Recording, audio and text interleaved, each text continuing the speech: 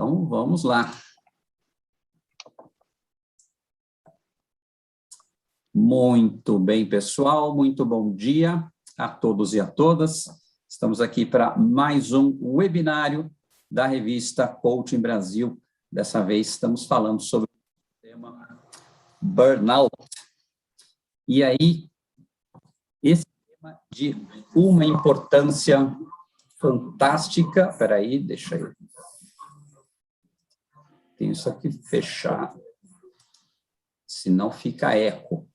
Então, gostaria de começar esse nosso papo aqui sobre burnout com a Angélica, que fez a coordenação desse nosso dossiê, e hoje nós contamos com a presença de várias das autoras. Então, começando rapidinho aqui, Angélica, suas palavras iniciais e fale um pouco sobre o seu artigo, e depois você já passa a bola adiante. Vamos lá. Obrigada pela presença, todos aqui. Desculpem o barulho que resolveram, né? Burnout, ligaram uma máquina aqui do lado, o vizinho. Mas vamos lá. Então, o meu artigo é sobre como, né, a gente pode ter ou não burnout, se está nas minhas mãos ou não, né? Porque a gente fala muito, quando a gente fala de burnout, do ambiente, da empresa, das organizações, né, da profissão que pode ou não causar burnout. E no meu artigo eu resolvi, Luciano, trazer esse aspecto, como eu, como indivíduo, posso ou não prevenir ou posso lidar de uma forma melhor ou não com aquele burnout, tá? Então, assim, eu até na outra live da semana passada eu dei esse exemplo, eu gosto muito de ilustrar dessa forma. O burnout é como se eu tivesse uma semente, caiu num terreno fértil, ele vai brotar. Então, existem algumas características internas que fazem você estar mais vulnerável a, se você, porventura, cair num terreno fértil, que seria um ambiente profissional, por exemplo, que te leva àquele burnout, isso tende a aumentar cada vez mais a tua chance. Então, quais seriam essas características, até para vocês saberem e tentarem trabalhar internamente, né, essas características para que você não seja um sério candidato ao burnout? Uma delas, por exemplo, é quando você tem muitas expectativas, né? Aquelas pessoas que colocam muitas expectativas no trabalho, que se dedicam demais, que se exigem, são extremamente perfeccionistas, querem ter o controle absoluto sobre tudo, são muito organizadas, planejadas, e quando diante de alguma frustração, né, ou a empresa ou as pessoas não reconhecem, não valorizam, ou quando algo que ela queria muito não tem essa troca, ou seja, existe uma frustração dessas expectativas, a pessoa acaba, na verdade, entrando num quadro de burnout. Então, são aquelas pessoas extremamente comprometidas, dedicadas, competentes, mas que as coisas, infelizmente, não saem como elas gostariam, e aí elas levam a esse estado de estresse excessivo, fora do controle, que acaba sendo, resumidamente, o burnout, né? Então, trabalhar com esses aspectos internos, como eu falei, é muito importante. Pessoas também que a gente chama de tipo A de personalidade, que tem um padrão de comportamento, que querem fazer muitas coisas ao mesmo tempo, né? São pessoas, às vezes, que têm dificuldade de relacionamento interpessoal, aquelas pessoas que o dia tem que ter 30 horas para elas conseguirem fazer tudo que elas querem fazer, né? Que é aquela pessoa que eu chamo de polvo, né? Parece que ela tem 20 braços para abraçar o mundo. Então, são pessoas que tendem a ter um estresse excessivo. São pessoas também que têm uma dificuldade de delegar, né? Não confiam nos outros. Então, aquela pessoa que quer abraçar o mundo, que não se frustra, não quer se frustrar, né? Busca sempre o reconhecimento, tem dificuldade de falar não, né? E com isso ela também continua abraçando tudo. São pessoas que, na verdade, elas vão ter uma vulnerabilidade maior ao burnout, tá? Então, o que é importante? Eu observar, e aí vocês podem ler atentamente lá o dossiê todo, quais são as características que eu tenho, o que eu posso mudar, porque todas essas características que eu falei são passíveis da gente melhorar, da gente trabalhar internamente, para que você estando num ambiente também mais nocivo, ou mesmo, né, a pessoa burnout às vezes não é o ambiente, é muito contribuição dela também, as duas coisas, obviamente, mas que você pelo menos faça o teu 50%, faça a tua parte para trabalhar, para que você evite ou aprenda a lidar melhor com aquele ambiente para não chegar num quadro de burnout. Então, resumidamente, é isso, vou dar a palavra aí para as meninas também, a Fernanda, né, acho que vai falar agora, e estou aberta para perguntas no final também. Vamos lá, Fernanda. Obrigada, Angélica, e boa tarde a todos que estão aqui. Estou super feliz de participar dessa edição, desse dossiê sobre o burnout. É um tema extremamente importante, relevante, acho que nunca esteve tão atual, né? Todo mundo pode ver isso e a gente precisa falar sobre isso, precisa falar sobre saúde mental, sobre ansiedade, burnout, e não deve ser um tabu, né? Então, acho que veio numa hora muito boa mesmo essa edição, e então estou feliz de estar aqui. Eu sou psicóloga de formação, eu atuo como terapeuta integrativa, eu sou professora de yoga, de meditação, né, e docente, e minha atuação maior aí é no ambiente hospitalar, onde eu tenho maior experiência mesmo com profissionais de saúde, pacientes oncológicos, e é um ambiente que realmente o burnout, assim, é presente. Eu convivi bastante com isso, passei bem perto de sentir isso na pele também. Mas assim, eu tenho percebido nos últimos 2 anos, aí, coincidentemente com a pandemia, um aumento maior aí em todos os ambientes, não só no meio profissional, no meio da saúde, em todos os ambientes profissionais, uma busca maior mesmo por gestão de estresse, por técnicas mente-corpo, recursos que auxiliem nesse aspecto mesmo. Então, no particular também, muitas pessoas me procuraram com queixas de insônia, ansiedade, irritabilidade, enfim, né? Acho que está extremamente crescente aí em todos os ambientes. Mas um pouco aí na linha da Angélica, eu também trouxe esse aspecto do que está ao nosso alcance, né? Então, o que a gente pode fazer no nosso dia a dia, que habilidades, que recursos internos a gente pode cultivar, né, para a gente também ter aí um fator de proteção, né, para o esgotamento. Então, é claro que não se exclui mesmo todo esse aspecto externo, né, como você falou bem, existe ambientes negativos, tóxicos, existe também todo o fator, o aspecto da cultura da empresa, da má liderança, tudo que a gente sabe que existe, mas eu quis trazer um pouco, focar mais no nosso lado, né? Então, como que a gente pode se cuidar? Como que a gente pode responder a nós mesmos de uma maneira mais saudável? Né? E por isso eu trouxe o autocompaixão. Eu comecei a estudar autocompaixão em 2014, no meu mestrado, né? Foi quando eu conheci, também entrei em contato com esse tema, e nessa época eu via que era pouco falado, pouco conhecido no Ocidente e mais no Brasil também. Mas de uns anos para cá, felizmente, eu tenho visto que esse tema está crescente, está mais em evidência, as pessoas estão conhecendo mais, estão associando mais esse tema, e acho que isso se deve também ao fato de ter um aumento aí na literatura, na parte científica, trazendo evidências da autocompaixão, da importância da autocompaixão para o nosso bem-estar e para a nossa saúde. Né? Ela é uma habilidade que a gente pode treinar, enfim, e auxilia nesse aspecto da nossa saúde. Principalmente associações aí com menor estresse, menor depressão, maior atenção, maior sensação de bem-estar, né? Isso, a autocompaixão tem sido presente dessa forma. A Kristin Neff, que é uma americana, psicóloga, ela foi quem foi pioneira nesse aspecto da autocompaixão aqui no Ocidente, nesse tema principalmente no meio científico, e vocês podem ver no artigo com mais detalhes, mas ela fala, né, dos 3 componentes da autocompaixão, então a bondade consigo mesmo, a humanidade compartilhada, a atenção plena, né, que são formas de a gente responder a nós mesmos. Né? Normalmente a gente tem a tendência de se tratar com mais autocrítica, com mais dureza, a gente foi educado e criado assim, né, com mais, sempre ser com chicotinho, né, então respondendo de uma forma dura, crítica, com pressão, né, enfim, né, tudo que a gente já sabe bem, a gente já está familiarizado. E a autocompaixão é uma forma diferente, uma maneira diferente de a gente responder com um pouco mais de gentileza, mais aceitação, mais bondade, carinho com nós mesmos, como a gente faria com um amigo ou uma pessoa querida, né? E a gente sabe fazer isso. Então, a gente precisa treinar, cultivar essa habilidade para que a gente possa também tirar um pouco desse peso que é a nossa parte, né? A forma como a gente responde a nós e, consequentemente, ao mundo, ao trabalho e tudo mais.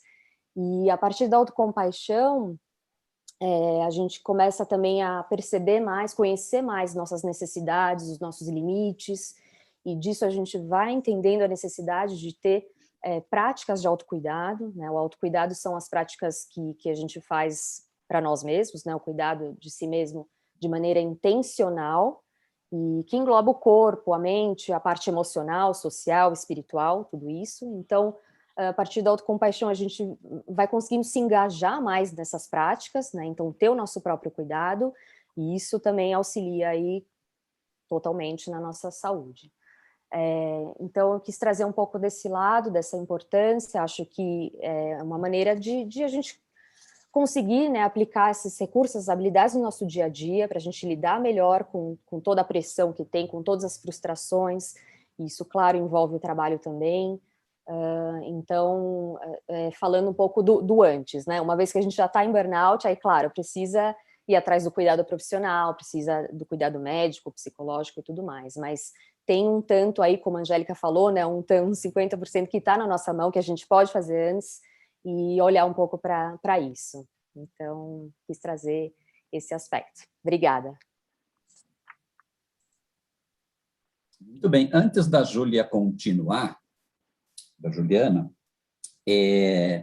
Fernanda, autocuidado, acho que gera um dossiê, né?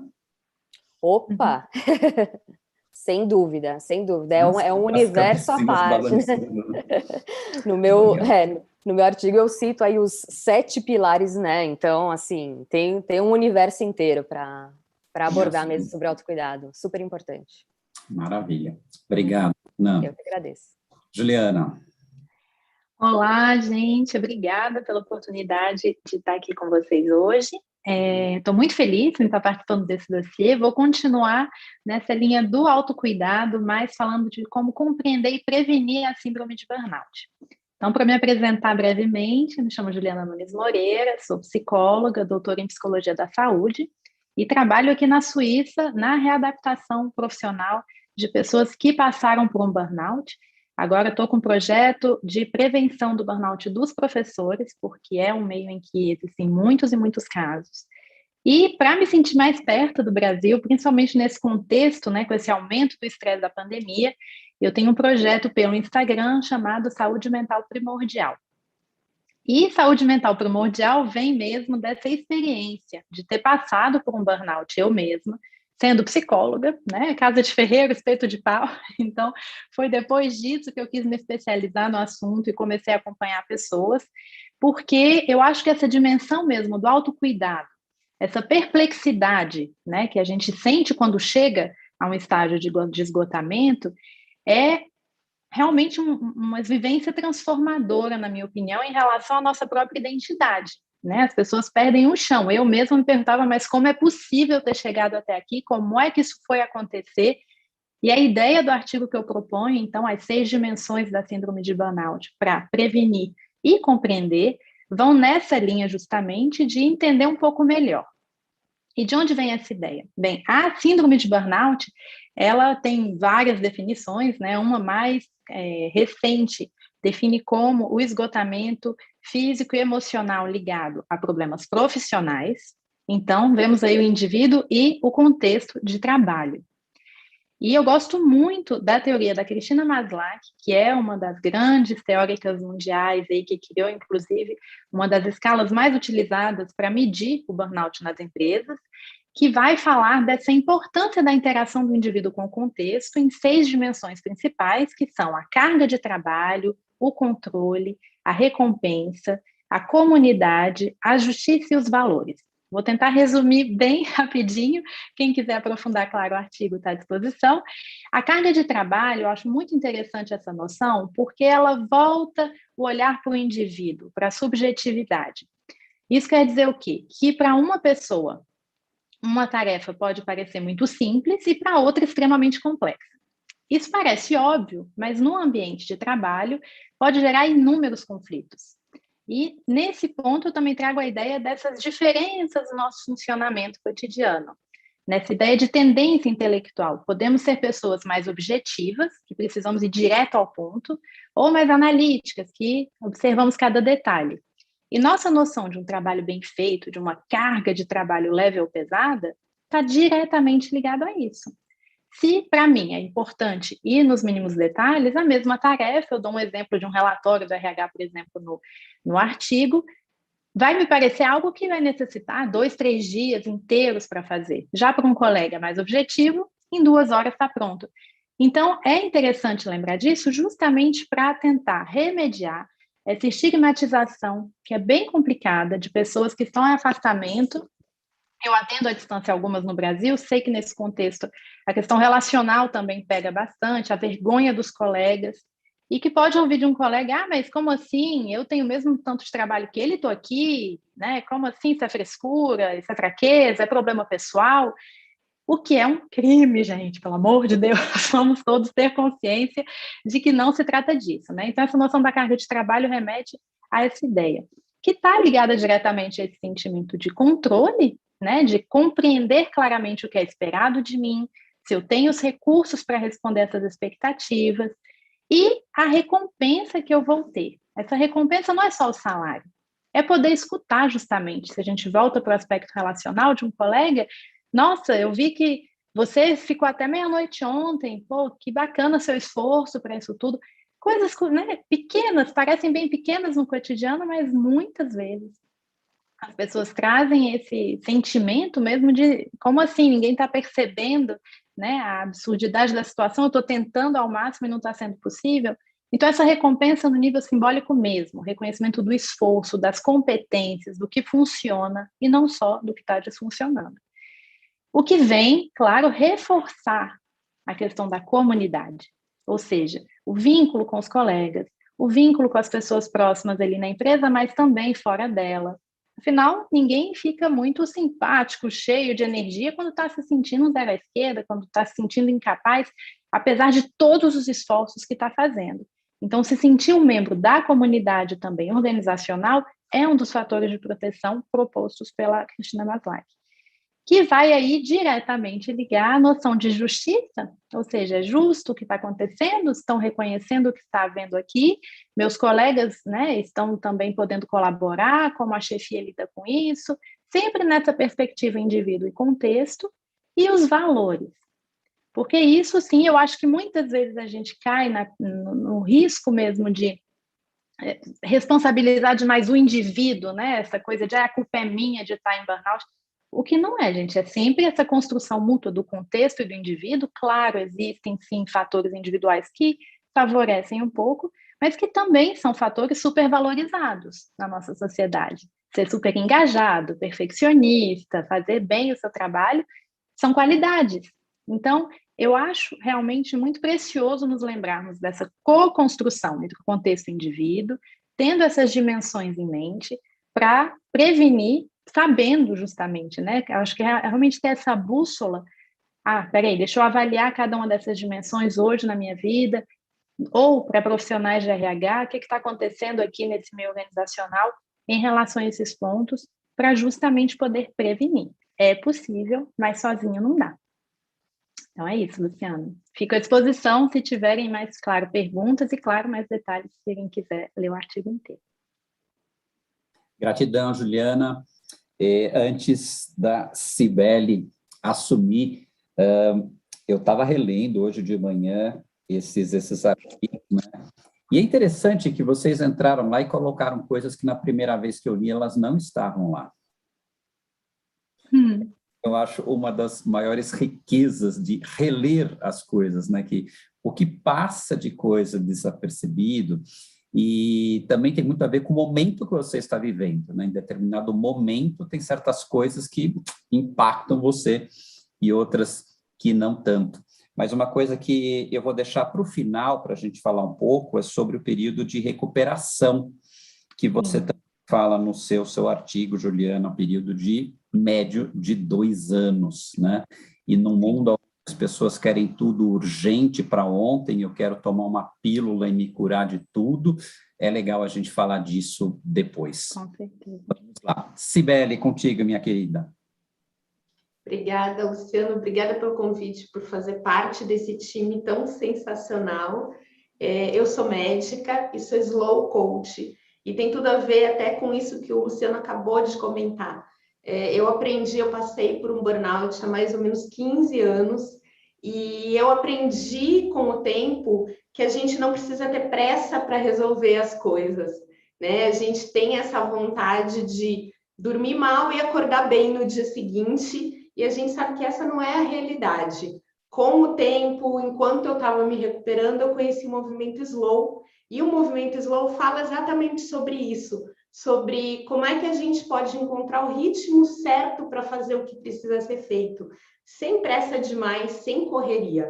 A gente sabe que hoje é super comum, logo depois do "Oi, tudo bem? Como é que você está?", vem aquela frase, "eu estou na correria".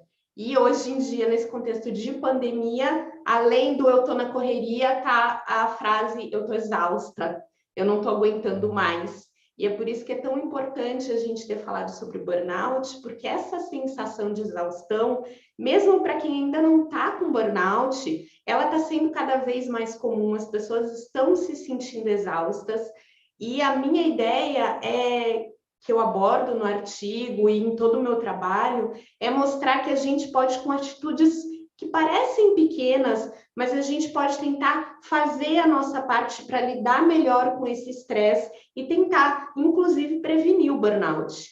O que acontece muitas vezes é que a gente fica procurando essa pílula mágica que o Luciano comentou, e a gente não acredita que os passos pequenos vão fazer diferença. A gente foca no grande demais, a gente foca em preciso mudar de trabalho hoje, preciso sair do meu emprego, mudar de cidade, mudanças muito grandes, e a gente esquece que muitas vezes no dia a dia, essas mudanças grandes demoram para acontecer. E a gente tem que fazer mudanças pequenas ao longo do tempo, e essas mudanças pequenas vão ter um impacto muito grande lá na frente. Então, eu coloco no artigo, de maneira prática mesmo, algumas dicas de situações que a gente pode trazer para o nosso dia a dia para mudar o nosso ritmo. Um dos fatores que ajuda a desencadear o estresse, a aumentar o estresse, é essa pressa, essa mania, como a Angélica falou, de ser polvo e de querer fazer tudo ao mesmo tempo e assumir todas as situações e tomar tudo para a gente, tomar todo o controle. E eu me identifico muito com isso, porque eu tenho uma personalidade desse jeito, workaholic, dedicada demais, e que todo mundo acha lindo, mas que acaba sobrecarregando e que resultou em um burnout. Então, o que eu quis trazer no artigo foi mostrar o que é possível fazer de verdade no dia a dia, como é que eu posso mudar essa situação quando eu estou ali sufocada, não estou aguentando mais. Uma das coisas que eu quero lembrar já aqui, depois vocês vão ler tudo no artigo, mas é de respirar. Porque todo mundo está respirando, mas poucas vezes a gente tem consciência de que a gente está fazendo isso.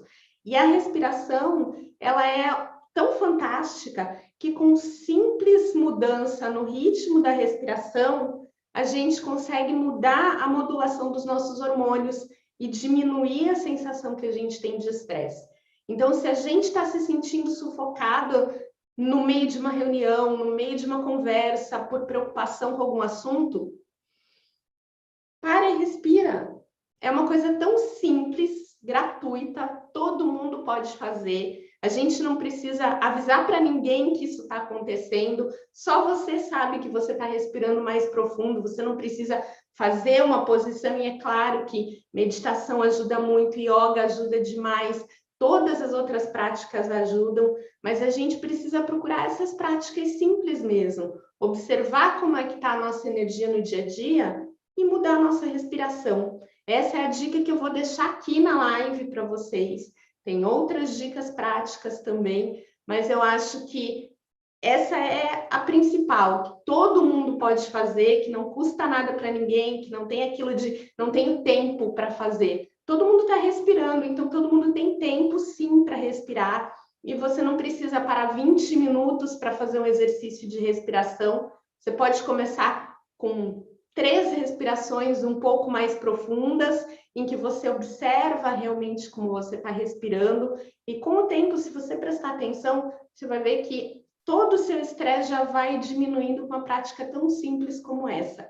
A ideia é pensar exatamente nisso, não ter pressa para melhorar, porque muitas vezes a gente sente que está melhorando e aí já acha que tudo se resolveu, e a gente tem que ter um pouco mais de paciência para dar tempo das coisas realmente se ajustarem.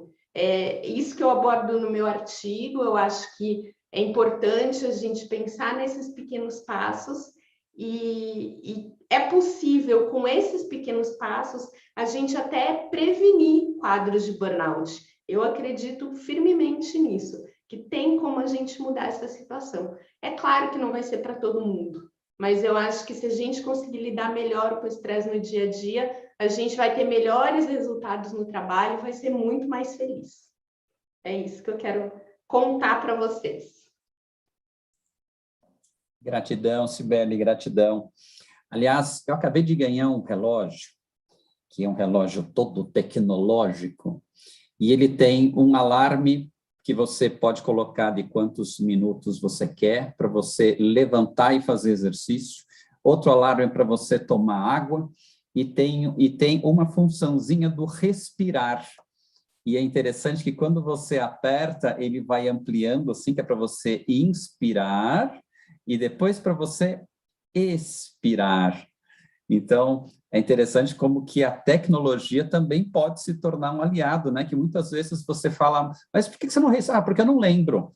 Então, tem uma coisinha aqui que vibra no teu braço e te lembra de que você tem que pensar em você, né? Juntando com a questão aqui da autocompaixão, né? Ter amor, um pouquinho mais de amor por si próprio.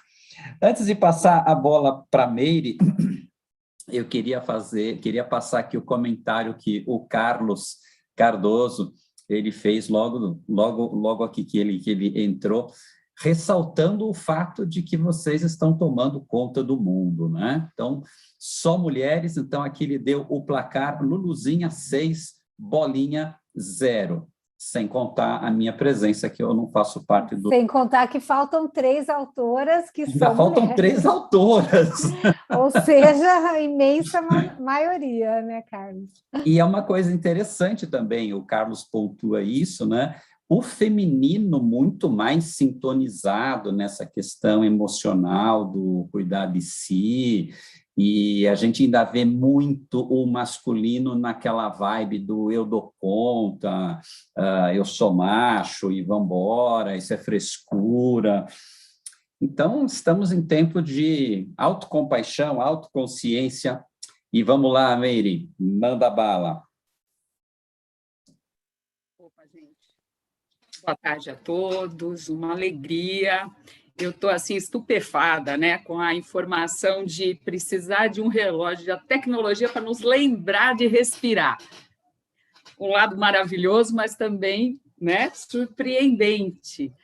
E é o seguinte, eu sou professora desde sempre, formada em biologia, sou líder de equipe de biologia, e, mais recentemente, formada como professora de um programa chamado Cultivando o Equilíbrio Emocional.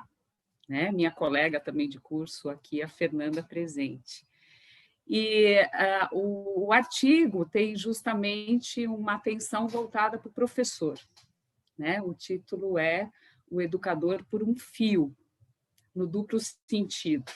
O fio da conexão, o fio virtual, mas também o fio do seu limite.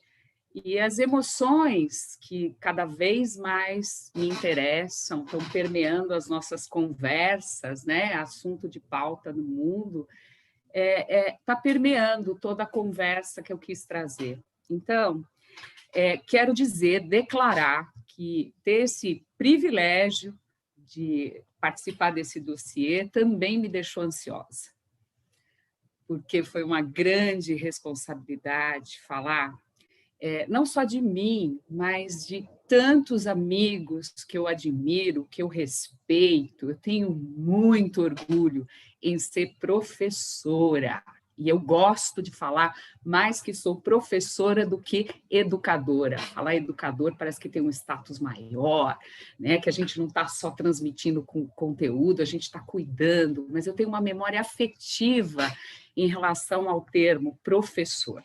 Então, aí coloco no artigo, basta assim, você tentar se lembrar de um professor ou uma professora que tenha marcado a sua vida. Quem não? Quem não? Né?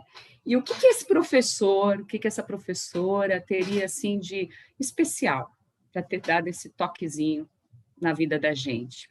Eu arrisco dizer que assim, o bom professor é aquele que se importa, né?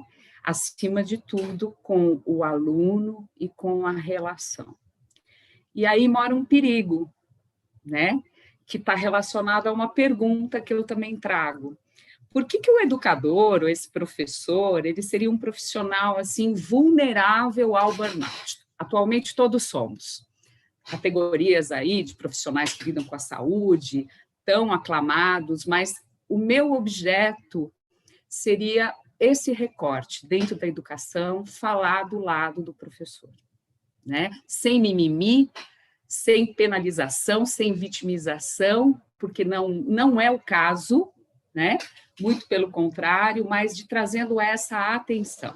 Então, tem uma frase de um mestre zen do século VI que diz assim: a verdadeira liberdade é não ter ansiedade quanto à imperfeição.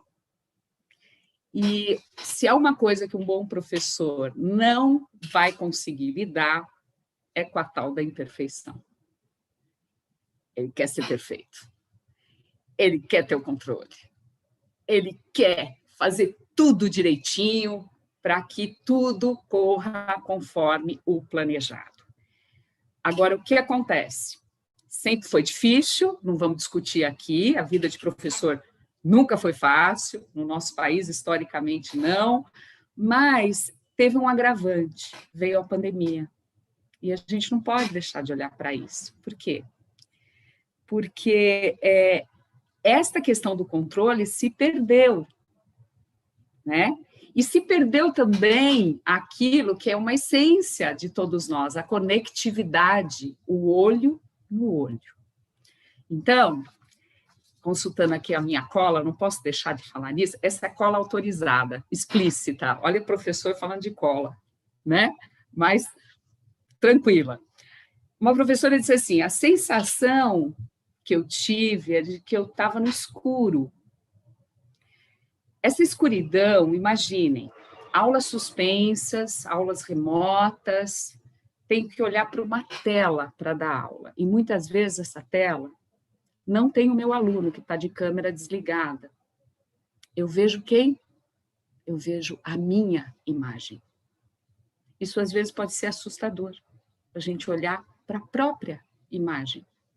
E ter que ter todo aquele programa, ter que ter todo aquele discurso, imaginando quem está lá.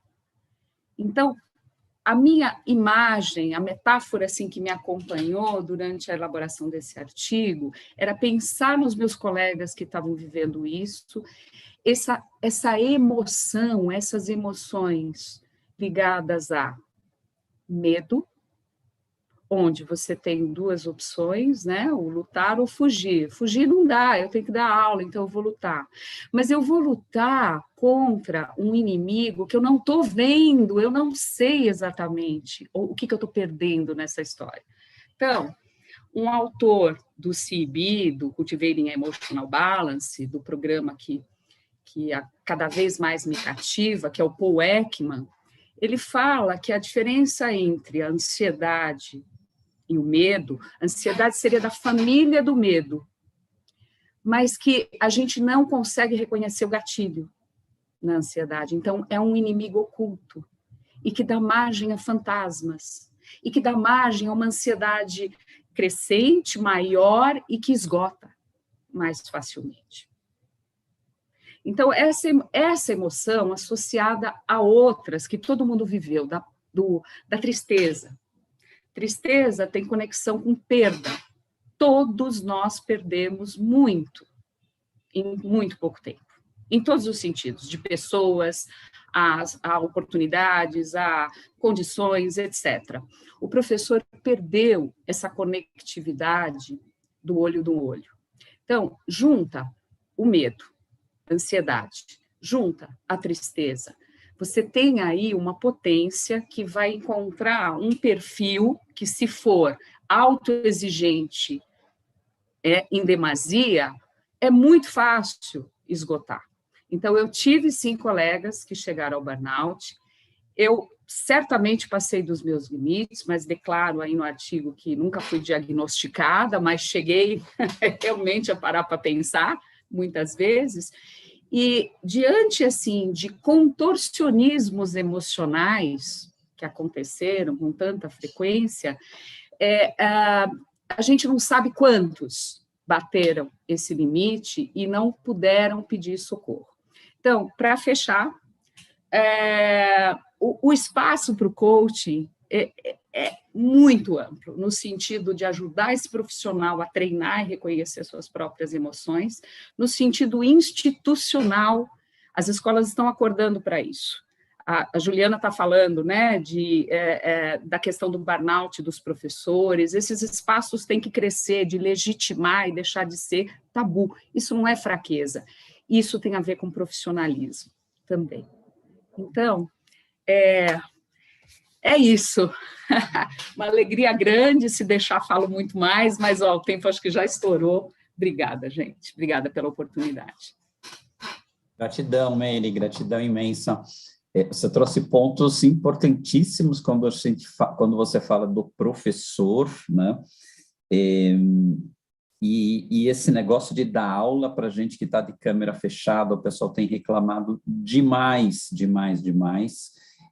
Várias edições atrás, já dentro da pandemia, eu creio, nós tivemos uma edição e nós fizemos um webinário e um dos autores, ele pedia no começo para que as pessoas abrissem as câmeras, porque a gente poderia fazer esse webinário de duas formas, falando pessoa para pessoa, ou ele falando para lápides, que quando fica só o quadradinho com o nome, parece uma lápide.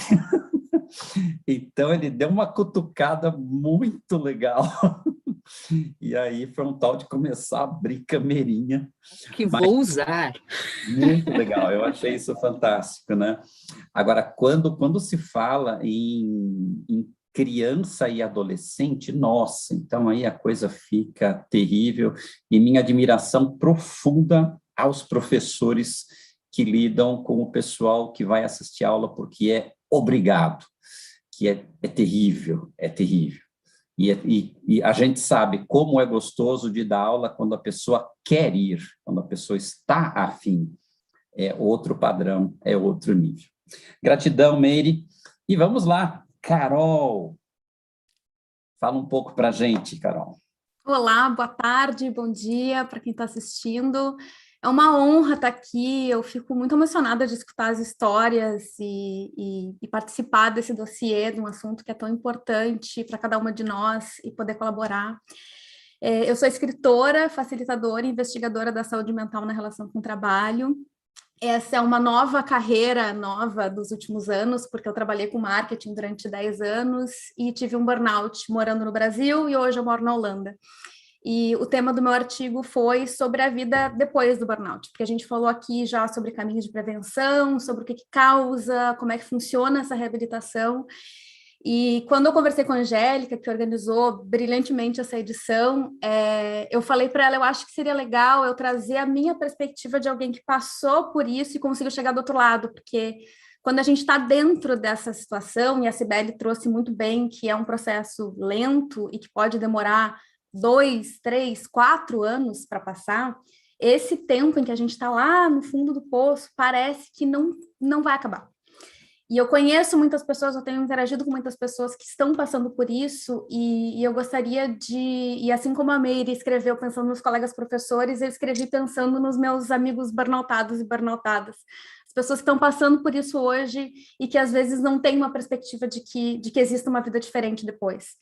E a Meire falou, eu fiquei muito tocada pela fala dela, ela falou de se sentir ansiosa com esse artigo, com escrever o artigo, e a sensação que eu tive eu tive uma sensação muito interessante de, ao mesmo tempo, entender que eu já estou reabilitada e que já faz mais ou menos uns 2 anos, né? Faz 7 anos, a minha história com o burnout tem mais ou menos uns 7 anos, e no artigo eu explico um pouco sobre o que aconteceu, como é que foi essa trajetória, mas porque não existe uma saída clara, um encerramento claro, não tem um dia que a gente acorda, os passarinhos cantam e o sol brilha, não é assim, né? Então, às vezes a gente se questiona, tá, mas às vezes eu ainda estou cansada, eu ainda tenho episódios de dias em que eu estou exausta, de dias em que eu preciso parar.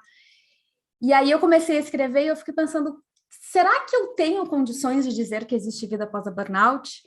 E por sorte, por, né, todos os procedimentos que eu consegui adquirir, todos os aprendizados que eu tive nesse processo, eu consegui encerrar o artigo dizendo que sim, que existe, e que por mais que eu entenda hoje que o burnout é algo que dura muito tempo, né, o processo, é algo que realmente acaba se tornando crônico no sentido de que quem passa por isso vai ter que cuidar o resto da vida, vai estar mais suscetível durante o resto da vida, e a gente vai estar mais ligado, mas não é algo que vai estar pesando na nossa vida para sempre.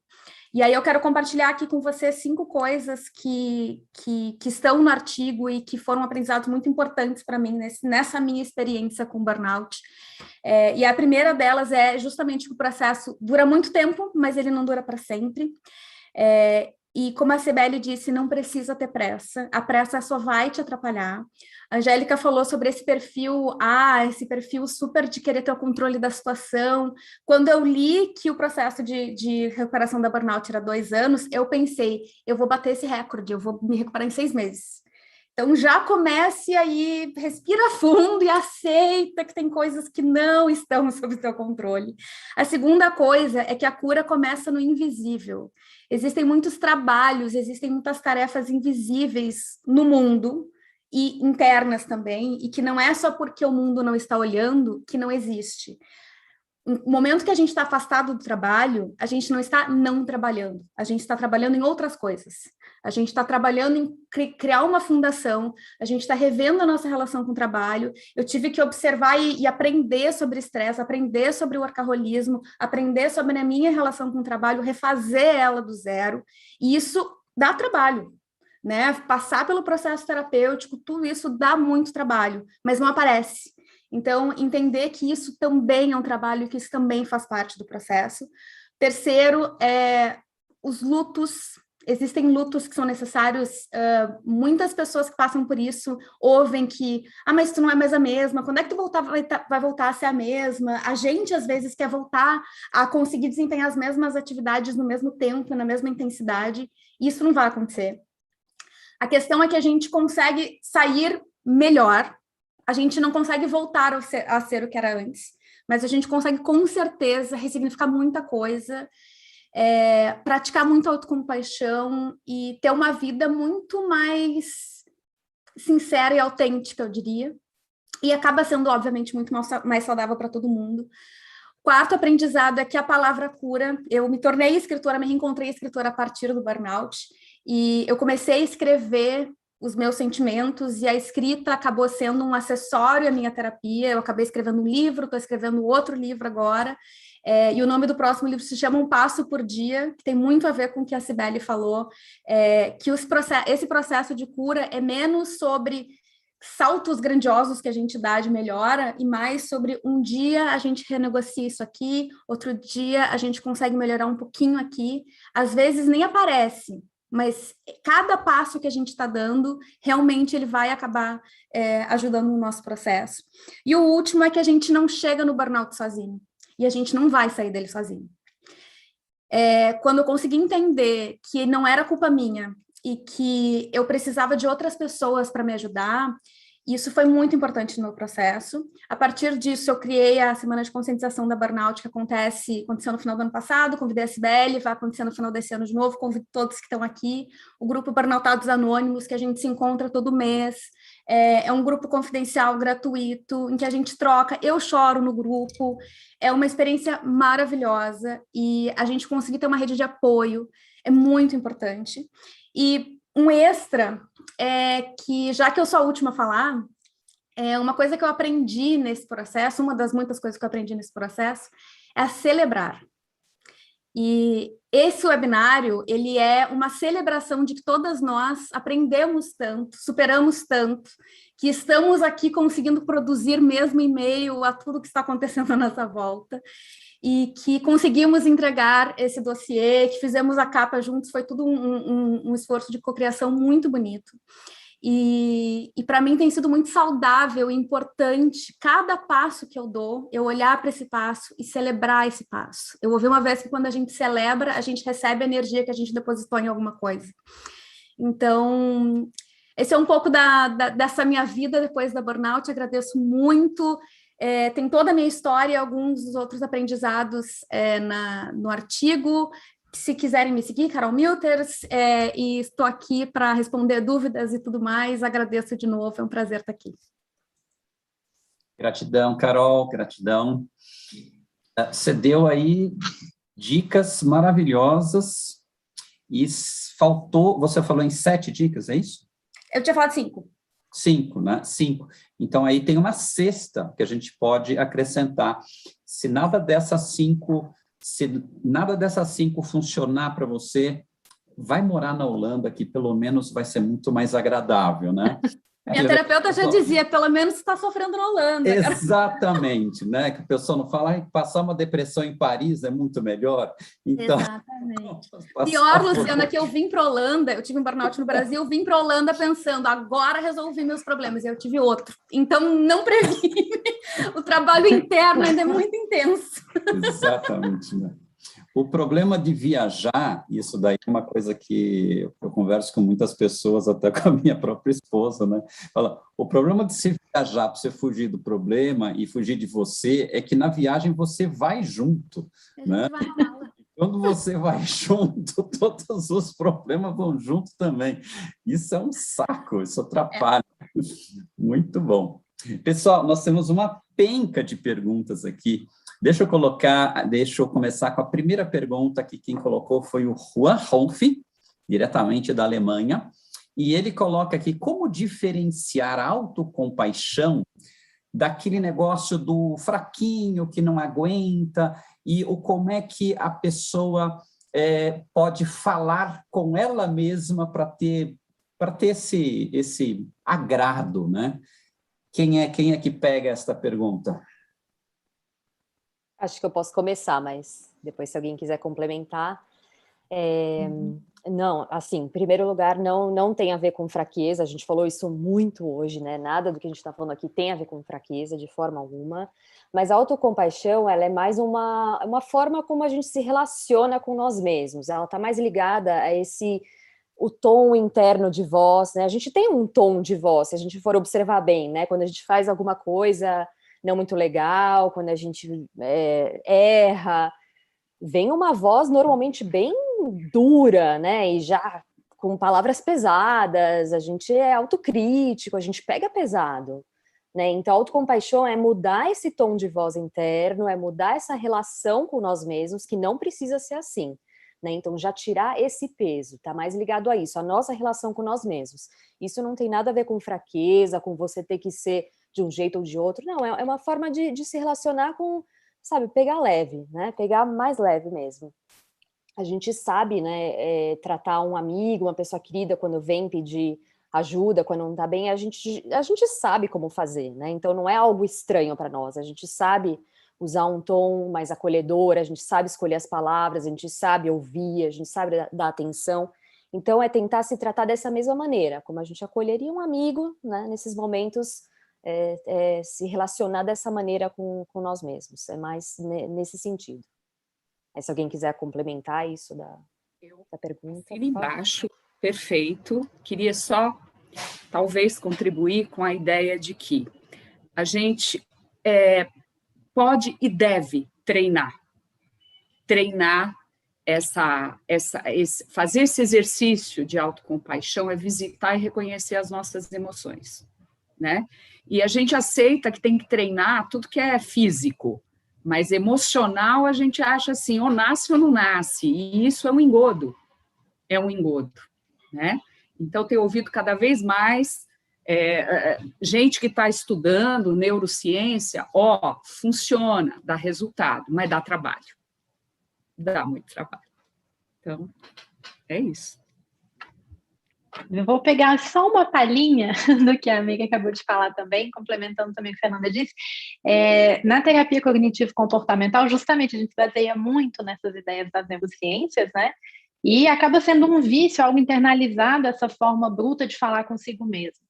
Então, eu faço um exercício que eu fiz para mim mesma e faço com os meus pacientes também, de no momento em que a gente perceber, que isso já é um grande passo, perceber aquele momento em que a gente está, mas que lerda, mas que coisa, né, em que está tendo essa postura tão dura consigo mesmo, percebeu, parar um segundinho e dar 3 respostas.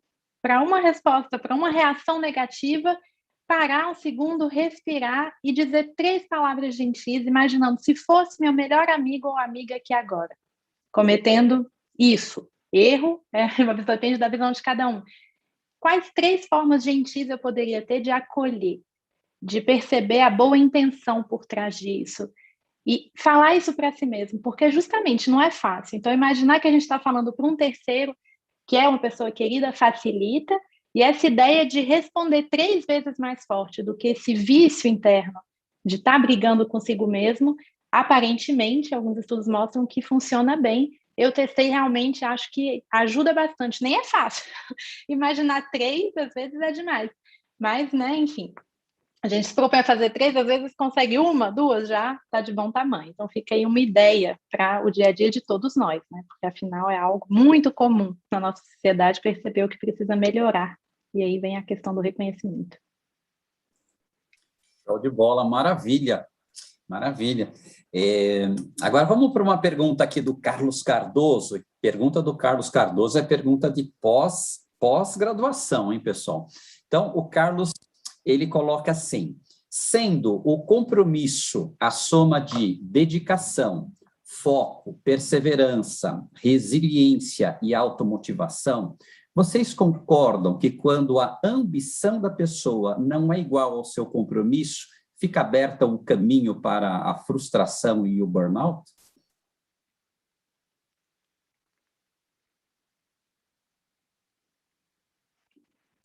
Falei que era pergunta de pós-graduação.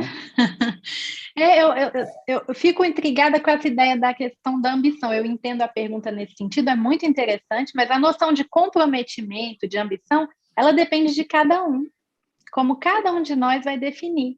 É bem completa essa visão, né, que o Carlos, né, está trazendo, mas justamente o burnout inicialmente foi compreendido como a doença da compaixão, né, a gente se importar muito. E é esse o equilíbrio, eu acho, delicado, entre ser comprometido com o trabalho, com a sua ambição, e também comprometido com a sua própria saúde mental. Deixa só eu fazer uma simplificação aqui. Eu converso bastante com o Carlos, tenho uma noção de que o que ele quer dizer é exatamente isso. Quando a pessoa quer muito, mas ela não se empenha como deveria para conseguir aquilo e, consequentemente, ela não consegue, aí ela se frustra. Mas ela se frustra porque botou uma ambição lá em cima, mas ela não se dedica como ela deveria.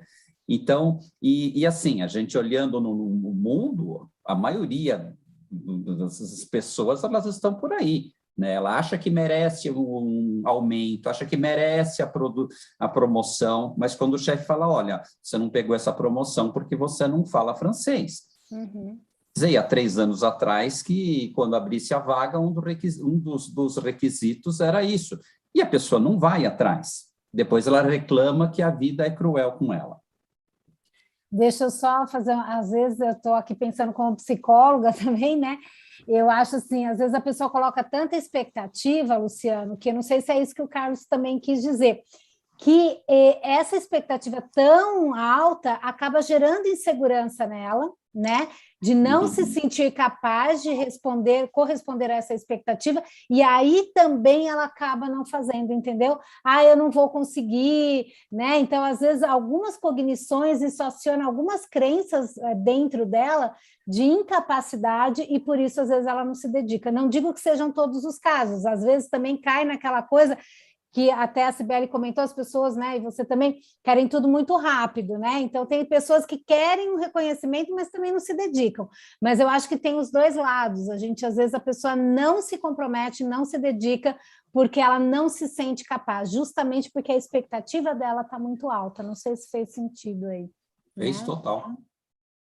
Eu gostaria só de trazer dois conceitos aqui. O Freudenberger, que é o psicanalista que definiu o conceito clínico do burnout lá nos anos 70, ele fala que o esgotamento, o esgotamento psíquico, ele vem justamente desse vão entre a expectativa e a realidade, e também o vão entre quem eu acho que eu preciso ser, quem eu gostaria de ser e quem eu acho que o mundo espera que eu seja. E aí, quando essas duas coisas se somam a uma sobrecarga, aí tu tem uma tendência a ter o burnout. Então, eu acharia pouco provável que uma pessoa que não está se dedicando, ela caia nesse quadro. Ela pode ter outros quadros, mas o burnout, ele vai ter algum nível de sobrecarga. Se essa sobrecarga é autogerada, ou ela vem de uma organização, de uma questão cultural, aí são outros 500. E aí o outro ponto que eu queria trazer é que tem um livro que chama Sociedade do Cansaço, que é de um filósofo coreano que mora na Alemanha. Em inglês, o nome do livro é The Burnout Society.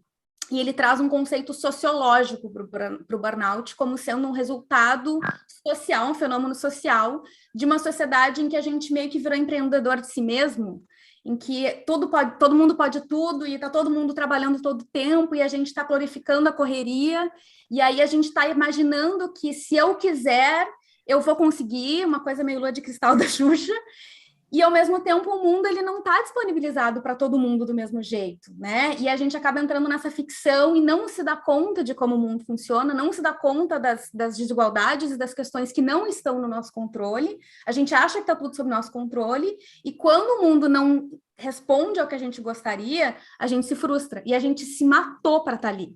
Então, e às vezes literalmente. Então, eu colocaria mais esses pontos de que existe essa diferença entre a expectativa e a realidade, e que é importante que a gente consiga ter o maior nível de realismo possível, né? E que a gente traga para algo mais realista. Por perfil, a Angélica falou muito bem no começo, eu sou uma pessoa que eu tendo a ter expectativas altíssimas sobre tudo, e isso é péssimo. E isso é uma coisa que eu tenho aprendido nos últimos anos muito a regular muitas minhas expectativas.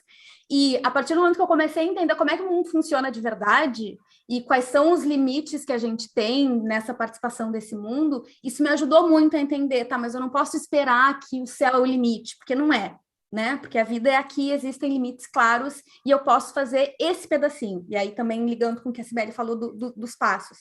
É a gente conseguir...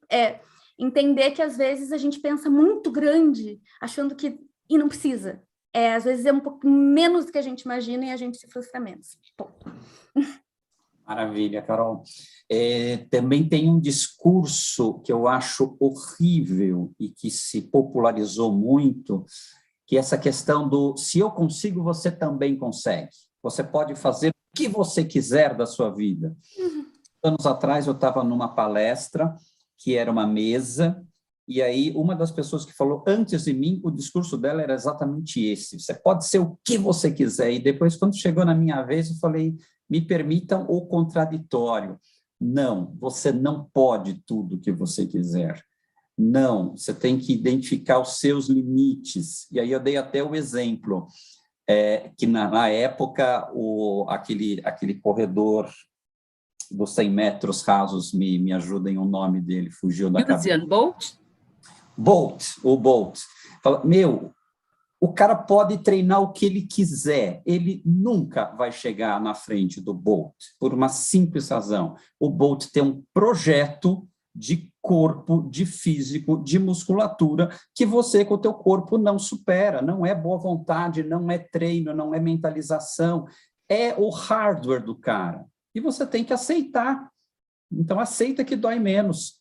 Então, quando as pessoas dão exemplos dizendo que você pode chegar onde você quiser, é o caminho para a pessoa ir fazer uma terapia depois, quando ela estourar, né? Então, isso aqui é complicado.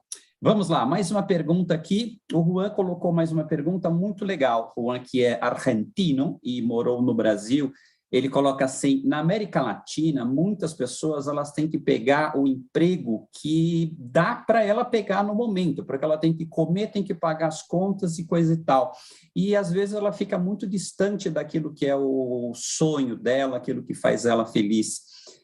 Como é que isso está relacionado com a questão de estresse e burnout? Quem vai? Isso me faz pensar, Luciano, na noção que surgiu há pouco tempo, né? Tem se falado mais no Brasil de burnout, que é, né, a questão do tédio que leva justamente a um grande sofrimento. E isso também me faz pensar na outra reflexão que a gente estava fazendo da questão das expectativas, dos valores. Porque Só se a refaz o conceito que, a hora que você falou... é a noção de... Em inglês é bore out. Em francês a gente diz bore out, né? Que vem do inglês bored, que é cansado, chateado, frustrado. E é uma ideia que está vindo justamente dessa percepção do estresse que é causado pela frustração em não se realizar, em não ver suas competências servindo ali no trabalho. E aí eu acho que isso vai junto com a questão das expectativas, né? Se a pessoa sabe que aquilo não corresponde às competências, mas que tem um valor que é alimentar, está trazendo, né, os meios de sobrevivência, de repente refletir justamente sobre, ok, o que eu posso esperar daqui e em que outros espaços da minha vida eu posso valorizar, eu posso poder realmente, eu posso mobilizar essas competências de outra forma. Um exemplo pessoal, teve uma fase em que eu estava muito frustrada justamente no trabalho, porque eu tive que substituir um colega, fazer um projeto nada a ver com a minha área de psicologia, e veio daí o canal do Instagram, Saúde Mental Primordial. Eu falei, gente, eu tenho que falar de psicologia em algum lugar, não tenho muito tempo, ok, vou me realizar em outro espaço.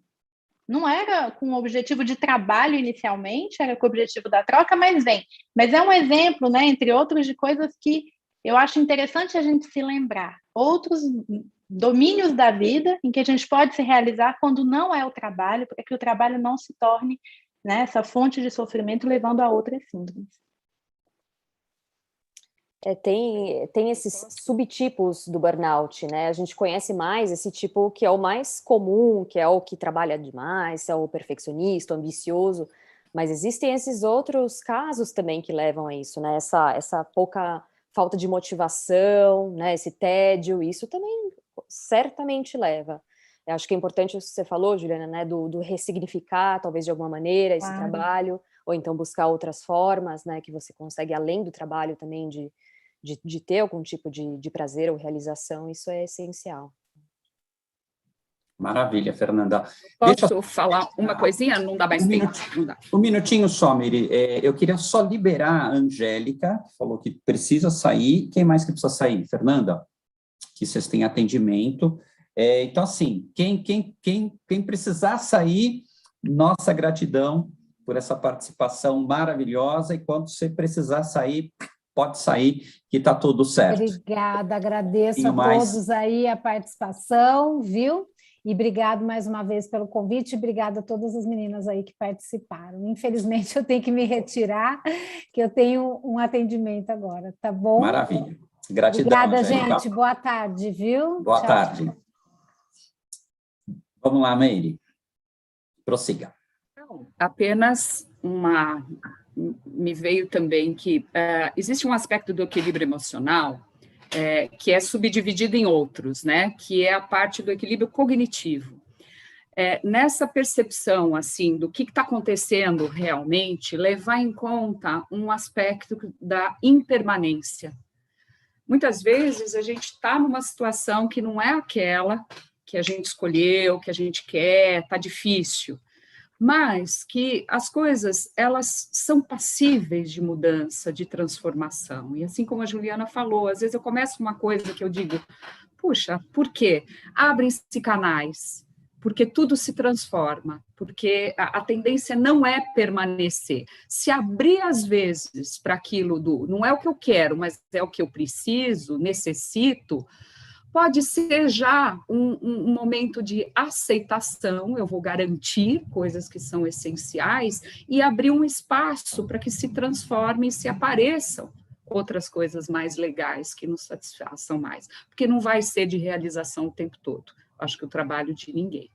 Então, a questão da impermanência que eu queria contribuir. Legal.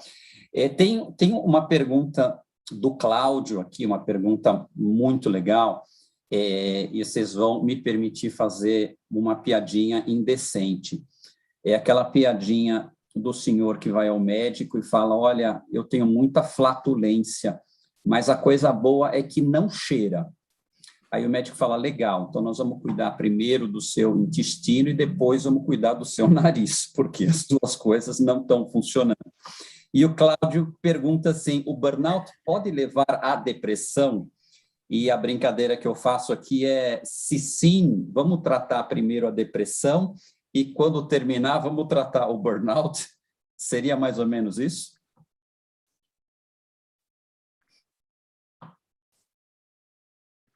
Sim, eu vou falar um pouquinho, mas eu quero deixar espaço para as meninas também falarem. Sim, o burnout pode levar à depressão, e uma das causas, inclusive, hoje a gente já sabe, é a falta de conhecimento sobre a síndrome de burnout. Como muitos sintomas, principalmente a questão, né, da desregulação emocional, é muito similar à depressão, vários casos de burnout são tratados como se fossem uma depressão no início, e não é a mesma abordagem. Não é mesmo. Essa questão da consciência de que o corpo está num estado de esgotamento fisiológico por causa do estresse crônico, isso demanda algumas medidas e justamente agir no imediato, quando, claro, está no início, né? Tudo depende. Se já tem 1 ano, 2, está tratando, virou depressão mesmo, aí, de fato, vamos falar da depressão, do sentido da vida, da prevenção do suicídio, tudo isso. Agora, se a gente está na etapa, os sintomas estão aqui, acho muito, muito importante essa conscientização dos profissionais da área de saúde do que é a síndrome, de saber diagnosticar corretamente. Porque uma pessoa que está esgotada, ela não vai ter energia para falar do pai, da mãe, do passado. Ela precisa de algo naquele momento. Isso tudo é muito importante, claro que é. Mas justamente entender a questão da psicoeducação, explicar para o paciente, que muitas vezes não sabe o que está acontecendo com ele, olha, o esgotamento, a fisiologia do estresse, não é culpa sua, você não é um incapaz, você não deixou de ser quem você era, vamos lá. Então, essa etapa eu acho que faz muita diferença, é um pouco minha bandeira mesmo da compreensão e para poder justamente ter um acompanhamento que faça sentido para a pessoa e que permita não chegar à depressão, mas sim, em muitos casos, chega sim.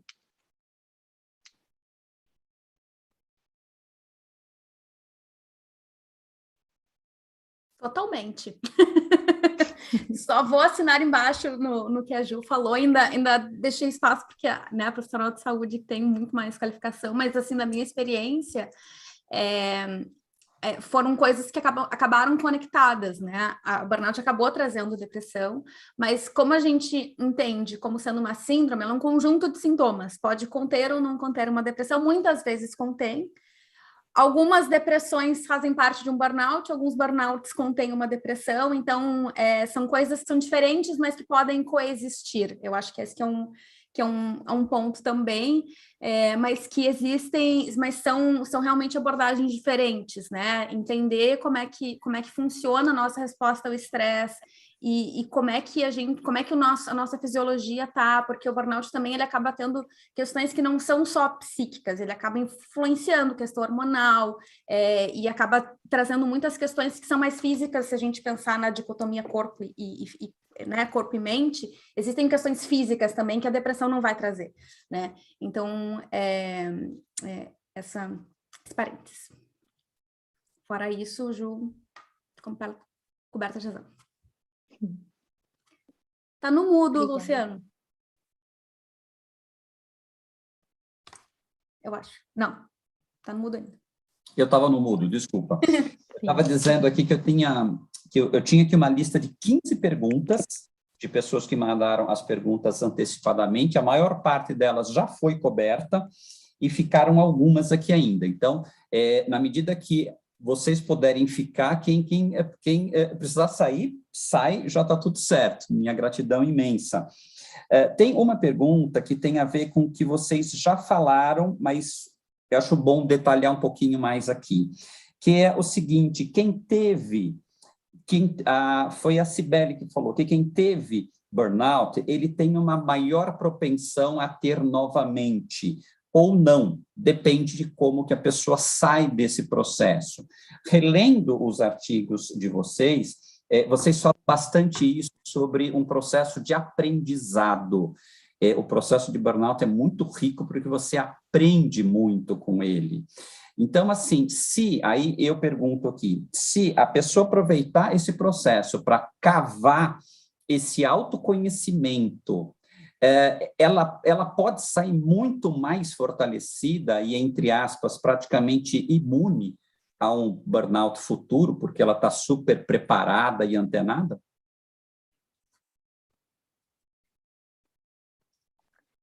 Eu acredito que sim, que imune eu acho que é dizer muito, né? Porque é contextual, mais uma vez. Acho que mesmo uma pessoa muito consciente, terapeutizada, decidida a cuidar de si no dia a dia, é claro, tem muito menos chances, mas num contexto tóxico, e a gente aí volta para as questões, né, muito práticas, a gente às vezes tem que ter um salário, tem que ter como pagar as contas, não pode imediatamente mudar daquilo. Então, sim, pode sim. Mas a ideia de que a gente não é mais o mesmo, eu escuto muitas minhas pacientes, mas eu não me reconheço mais, eu não vou ser como antes. E eu gosto muito da ideia de que não vai ser como antes, vai ser muito mais cuidadosa com você mesma. E essa questão da paciência, né, para justamente recuperar as capacidades cognitivas, a questão da memória, da concentração, isso leva bastante tempo, demanda esse conhecimento, mas concordo plenamente com essa posição, Luciano, que é conhecimento, né, saber o que é, ter estratégias, e é isso que eu acho e insisto. No acompanhamento pelo profissional de saúde, a gente tem fases que podem ser respeitadas para recuperar a energia, traçar estratégias, funcionar de outra forma, testar ainda no processo terapêutico um outro modo de funcionar para ver como as coisas andam. Mas, mais uma vez, é co-construído. Mas concordo que sim, acontecem com muitas pessoas uma recidiva, porque, mais uma vez, tem a questão dos perfis, né? Por mais que a gente entenda. Eu lembro de fazer o exercício, assim, de ver um erro no e-mail e falar, vou enviar mesmo assim. Exercer a questão da imperfeição. Óbvio, é um trabalho de uma vida toda, né? Esses traços da pessoa em si. Mas essa vigilância ajuda com certeza. Imagino que a Carol também tem várias coisas sobre esse ponto. Eu concordo muito, e aí eu também acrescentaria que é o que eu falei antes, assim, eu já tive essa expectativa, de novo a questão da expectativa, uma expectativa de um dia eu vou acordar e eu estarei novinha em folha, perfeita, trabalhando 50 horas por dia de novo, conseguindo dar conta de tudo e voltando primeiro, e isso não existe, né? Tanto que eu tentei voltar para isso e adoeci de novo. É muito difícil e eu entendo que é esse processo que a pessoa está doente e aí ela quer voltar para a função anterior, para a responsabilidade anterior, para o papel anterior, ela quer voltar no tempo. E às vezes a gente não entende que aquela pessoa, ela morreu de estresse. E aí, se a pessoa nova que surgir a partir disso, tu quer colocar ela dentro daquela mesma situação por N motivos, tu precisa, enfim, beleza, mas entenda que tu não precisa voltar ao que tu tinha antes, porque muitas vezes o que tu tinha antes não era saudável, porque se fosse, tu não teria adoecido, né? Então, esse momento de conseguir te dar conta que a pessoa que tu vai te tornar pode ser muito mais legal do que a pessoa que era, porque a gente já conhecia a pessoa que a gente era, então a gente quer se agarrar naquilo, esse é um processo muito difícil. E uma outra coisa que, nesse meio entre a pessoa teve o burnout e ela começa a se recuperar, existe, e é uma boa parte dos meus últimos 2, 3 anos, eu estive muito nesse estado, que é o medo de adoecer de novo. A gente fica com muito medo. E aí tu começa a trabalhar e trabalha um pouquinho mais, e acontece alguma coisinha, tu já fica, ih, vou ficar ruim de novo. Então, essa retomada tem que ser com muita calma, de novo, muita autocompaixão. E eu acho que o mais importante é entender que essa expectativa de a gente não vai ficar imune ou imbatível. A gente vai ter ferramentas para, se o mundo tirar a gente do prumo, a gente volta, vai para a cama, fica ali uns dias, entende quais são os recursos que a gente precisa e se coloca em pé de novo. Esse que eu acho que é o ponto, a gente começa a entender quais são as ferramentas que a gente tem para levantar quando a gente cair, mas a gente não vai deixar de cair porque o mundo está aí para nos puxar o tapete de vez em quando com coisas imprevisíveis. Ocorre uma analogia, só assim, maravilha, né? Uma vacina. A gente se vacina e nem por isso vamos vacilar, né? A gente fica mais seguro, mas não me dá imunidade, não há imunidade, acho que contra nada, mas a gente aprende a ver que, no caso de uma gripe, né, eu não vou sair na chuva, eu não vou vacilar em resfriar o meu corpo, a tomar alguns cuidados com a gente e pedir ajuda. A gente não vai a médico, assim, né? Olha, com os meus remedinhos caseiros eu não lidei. Então, essa humildade, acho que humildade é um valor que está muito envergonhado, né? A gente associa com fraqueza, mas muitas vezes é exatamente o contrário. Né? Assumo que. Gratidão. Pessoal, última perguntinha para a gente fechar o nosso papo.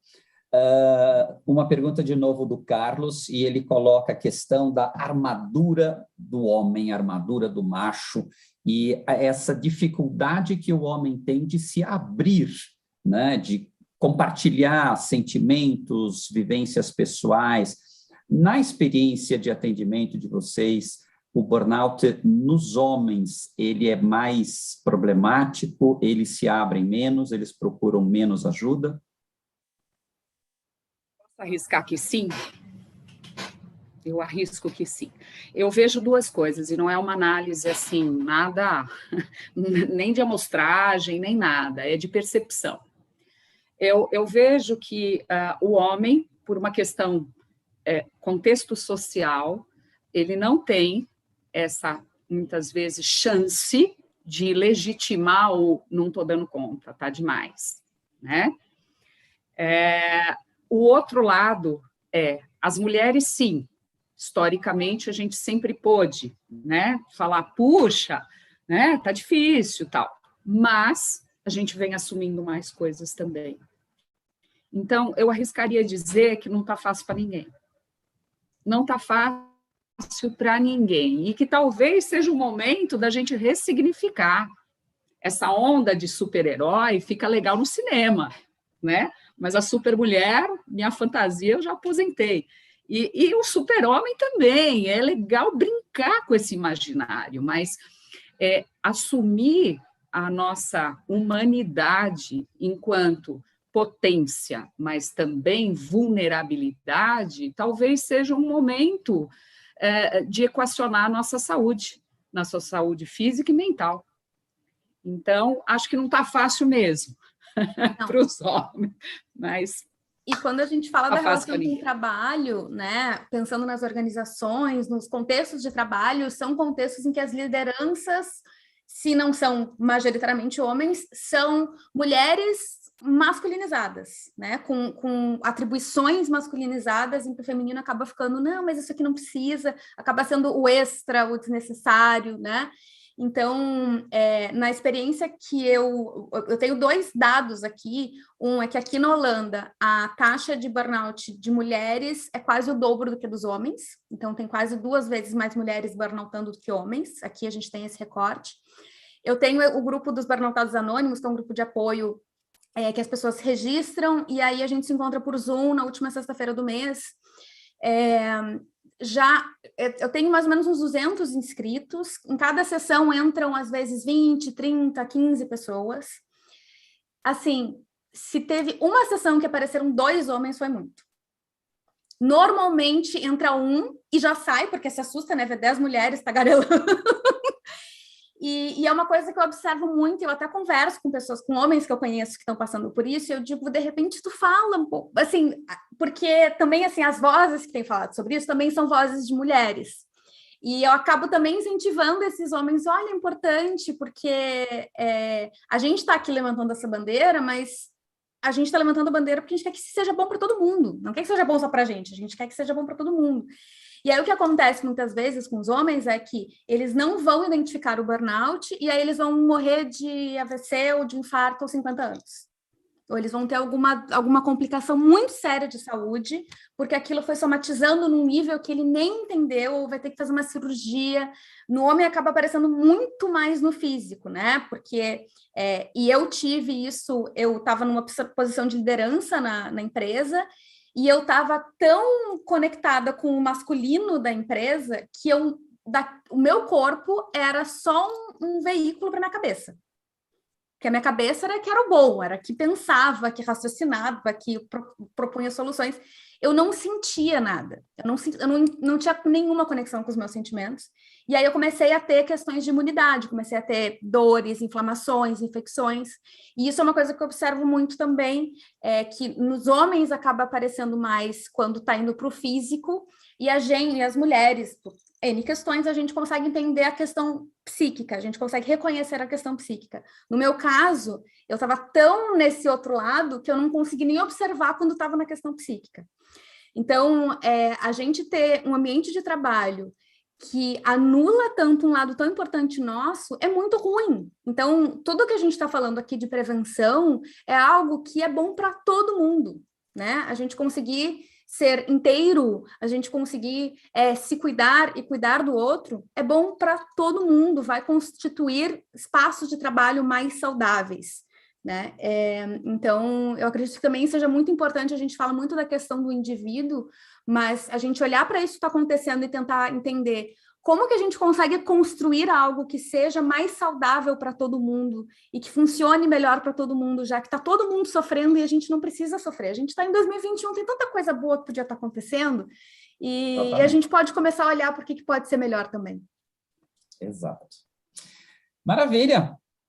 Muito bem, Meire, Carol, gratidão por vocês terem ficado até aqui com essas últimas perguntas. E gratidão a todo o pessoal que está aqui nos acompanhando, né?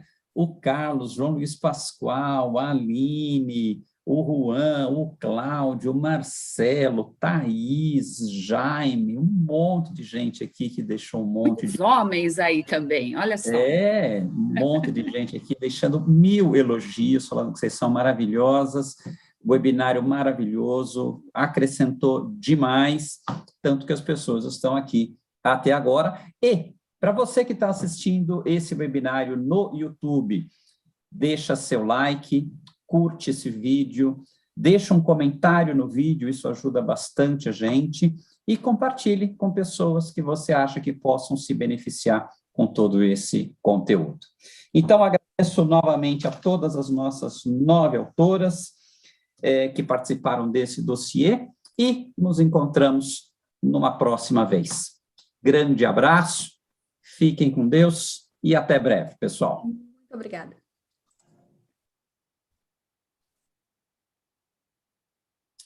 Muito bem, já encerrei a transmissão.